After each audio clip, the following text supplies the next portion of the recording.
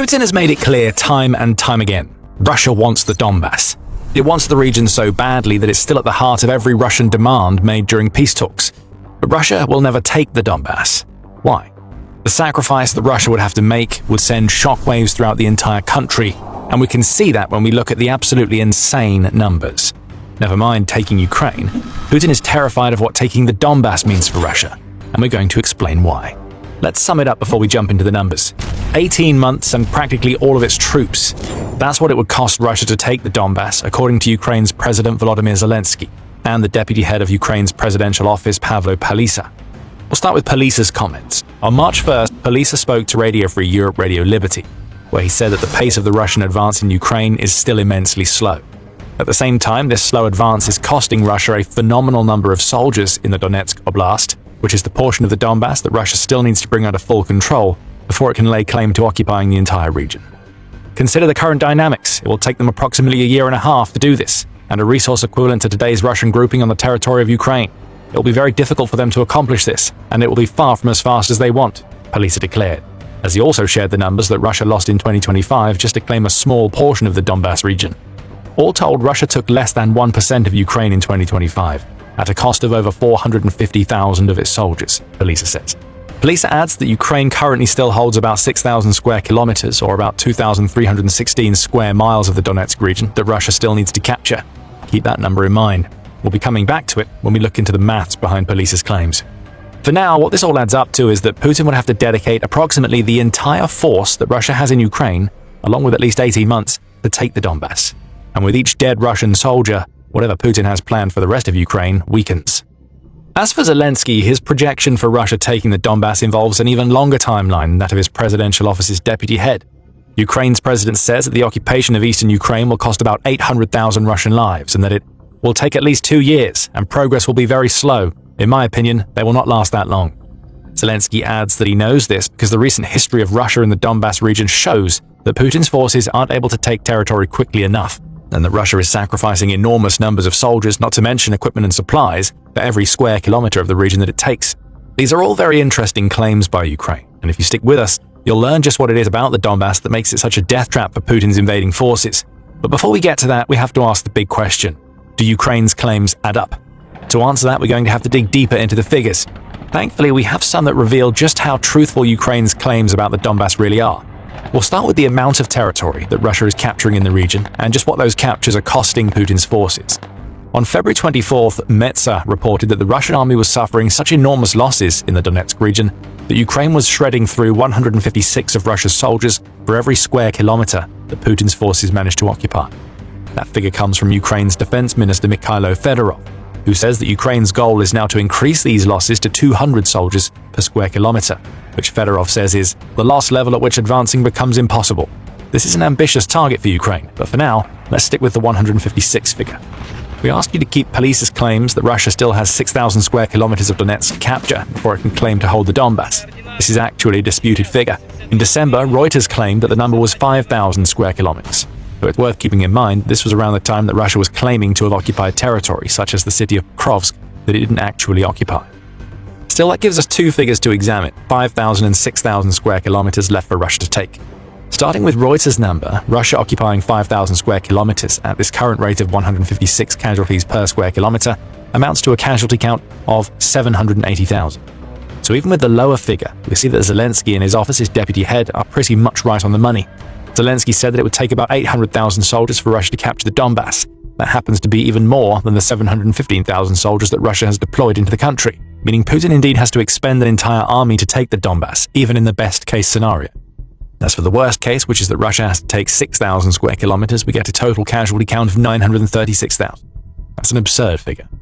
For Russia, it veers uncomfortably close to the almost 1.27 million casualties that Ukraine's Ministry of Finance claims that Russia has experienced since Putin launched his war 4 years ago. Plus, it's unclear if Metsa's figure of 156 casualties per square kilometer in Donetsk includes Russian soldiers who surrender or go absent without leave. If it doesn't, Russia may be staring down the barrel of 18 months where it would lose close to 1 million of its soldiers just to capture the Donbas. Russia is already at the point where it's suffered the largest losses of any major military power since World War II, as reported by The Independent. What this means for Putin is that a continued push into the Donbas amounts to him digging an even deeper grave for a Russian military that is already 6 feet under and counting. All of this brings us to some questions. Chiefly, why is Putin so adamant about taking the Donbas when he knows what the cost will be? And why is the Donbas such a tough nut for Russia to crack? We'll answer the second of those questions later in the video, so be sure to stick with us until then. As for why Putin seems so relentlessly capable of destroying an entire generation of Russian men to take the Donbas, there are several reasons. The first of which we can trace back to Putin's desire to restore the Russian Federation to something resembling what Putin sees as the glory years of the Soviet Union. Francis Farrell, reporting for the Kyiv Independent, explains this Soviet-era desire. During a brief history lesson where he covers what makes the Donbas so important to Putin, Farrell focuses on how Russia took advantage of the Donbas region being home to vast amounts of coal during the Soviet era. During the Soviet Union's industrialization drive, huge numbers of workers from all over the country, including from the Gulag system, were relocated to work in the Donetsk Oblast's mining and heavy industry sectors, Farrell explains.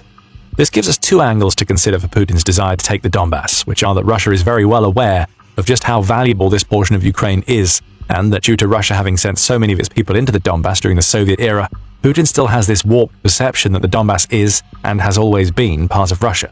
It's this perception that is one of the reasons why Putin focused on Donetsk and the other major Donbas region of Luhansk during his initial campaign of aggression against Ukraine back in 2014. Putin supported proxy separatist groups in both of these regions during the 2014 campaign, in addition to sending the Little Green Men, who were essentially covert Russian soldiers sent into Ukraine to wreak havoc. Although Moscow consistently denied being involved, its fingerprint was everywhere, Farrell says, adding, from the leaders of the so-called uprising to the way the pro-Russian forces were financed and armed, never mind the countless direct evidence of the presence of regular Russian troops. Russia failed to take the Donbas in 2014. But sure enough, it became the focal point of the country's full-scale invasion in 2022.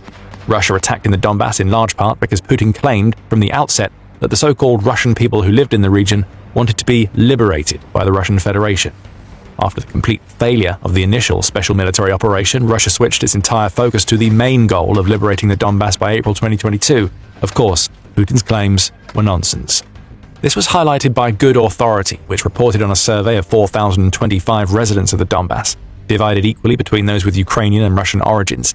That survey found that 42% of those questioned wanted to remain part of Ukraine, versus 31% who were happy to be annexed by Russia. Another 9% said they wanted complete independence, with the rest of the respondents saying that they didn't know what they wanted. These figures do show that there is a high amount of Russian influence in the Donbas. However, many of those living in the region prefer being part of Ukraine to any other option, which immediately rubbishes Putin's claims about whatever supposed liberation he delivers being something that those in the Donbas desire. But then that's never really been what all of this is about, has it, Putin? Money lies at the root of why Putin wants the Donbas. But before we go deeper into that, you are watching The Military Show. If you haven't subscribed yet, now is the perfect time. For all of Putin's bluster about history and liberation, it's cold, hard cash that drives his desire to snatch the Donbas away from Ukraine. Specifically, Ukraine's mineral resources, which include the coal that we mentioned earlier, along with dozens of rare earth minerals and other resources from which Russia could profit, are in Putin's sights. According to United 24 Media, these mineral deposits are valued at around $15 trillion, and you can probably guess where most of these deposits are. As United 24 Media points out, the primary regions containing these mineral deposits align with areas targeted or already occupied by Russian forces, including Crimea, Luhansk, Donetsk, and Zaporizhia regions. The Economic Times adds to this, noting that the Donbas region is among the richest in Ukraine. It claims that this single region is home to 56% of Ukraine's entire hard coal reserves, which are among the largest in the world and valued at $12 trillion on their own. It's unclear if that means $12 trillion of hard coal in the Donbas alone, or about half that amount. But either way, there's a lot of money for Russia to make from its push into the Donbas. The same resource adds that the territory that Russia already occupies in Ukraine as of August 2025 means that Russia controls about $12.5 trillion of Ukraine's mineral and gas assets. Add agriculture and water resources into the mix, which aid in farming throughout South Ukraine and help to keep Crimea supplied with water amid that region's constant shortages, and you start to see what it's really all about for Putin. He'll claim history and liberation. What he means is that it's about filling the Russian coffers, which is more important now, after a war that has cost Russia over $1 trillion and counting, than it ever has been before. Putin's problem brings us back to the second question that we posed a few minutes back. Why is the Donbas going to be such a tough nut for Putin to crack? Ukraine's stellar defense of the region, which is what has led to the enormous casualty figures that we now see, is part of the reason. However, another of Putin's major problems, and perhaps the reason why the last thing that he wants to do is to actually try to take the Donbas, is that the worst is yet to come for Russia in that region.